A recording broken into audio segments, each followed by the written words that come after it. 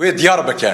Jber ve ki em dibêjin wahaya ya herî mezin di çolê da di çola Rojhilatê navîn da statuya Rojava û xweseriya Rojava ye.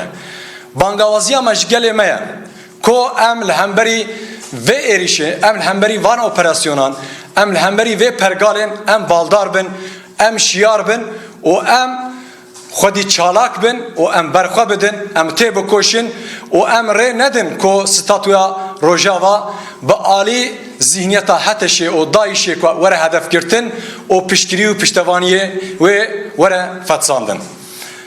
Gelê me hêja, gelê me birûmet. Em bi rojane di kolana de ne, em zanin lê îro bi rastî jî heger em li Rojava, em li pêşeroja gelên xwe em xwedî derkevin, em li vê statuyê xwedî derkevin, em dikarin pêşî li van êrîşa û li vê qirkirinê bigirin. Ew hêza me, ew quweta me heye û ew baweriya, ew cewherî jî di nav gelê Kurd, nav gelê Kurdistanê de heye. Êrîşan li ser Rojava, li ser gelê me Rojava, li ser statuya Rojava, ne tenê êrîşa li ser Rojava, li ser gelê Rojava ye. Ev mesele, meseleyekî netewî ye. Meseleyekî Kurdistanî ye. Bangawaziya me li hemî sazî û rêxistinên pêkateyên gelê Kurdistanê li çar aliyê Kurdistanê yê dunyayê ye.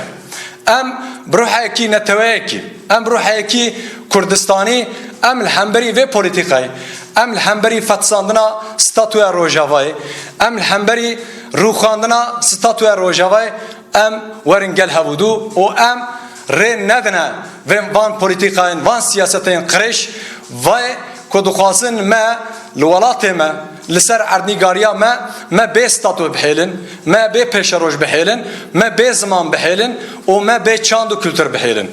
Gelê me em zanin li hemberî statuya Rojava, li hemberî pêşeroja gelên Kurd bi baldar e, bi şiyar e, bi rojan e, bi hemî pêkateyê xwe, bi hemî hêza xwe di nav çalakiya da ye, di nav xebata da ye. Lê îro roja di vê saetê da, di vê deqeyê da meriyeta wexta ku em ketinê bi rastî jî ew e ku em çalakiyê xwe bilind bikin. Em xwedî derketinekî dîrokî, xwedî derketinekî mezin em nîşan bidin. Gelê Rojava, gelên me Rojava ji heft salê heta heftê salê bendewariya wî ji gelên me Bakur, Tirkiye û cîhanê yê Rojhilata navîn heye. Heger em îro xwedî li Rojava derkevin, em ê sibê em ê pêşeroja, em ê qedera gelên xwe, em bi hêza xwe, bi qeweta xwe, bi cewhera xwe em dikarin van operasyonan, van êrişên hovane, van êrişên dijî mirovahiyê em paş da bikişînin. Em zanin ev operasyon, ev êrîş, ev qirkirin ne tenê bi alî bi destên hikûmeta Şamê û artêşa Şamê pêk tê. Bi piştgirî û piştevaniya desthilatdariya Tirkiye û dewleta Tirkiye û hêzên heremê û hêzên nav dewletî ev planekî nav dewletî ye. Ji ber vê yekê dixwazin statuya Rojava ku bûye mînak ji dunyayê ra, bûye mînak ji gelên mazlûm û bindest ra li Rojhilata navîn cîhanê ra dixwazin vê statuya, vê rol, vê modela ya cîhanê ya sedsalayê ya numûne dixwazin hedef bikirin, bifetsînin û bi sînorekî teng bihêlin. Ji ber vê yekê gelê me hêja, gelê me birûmet. Bangawaziya me ew e.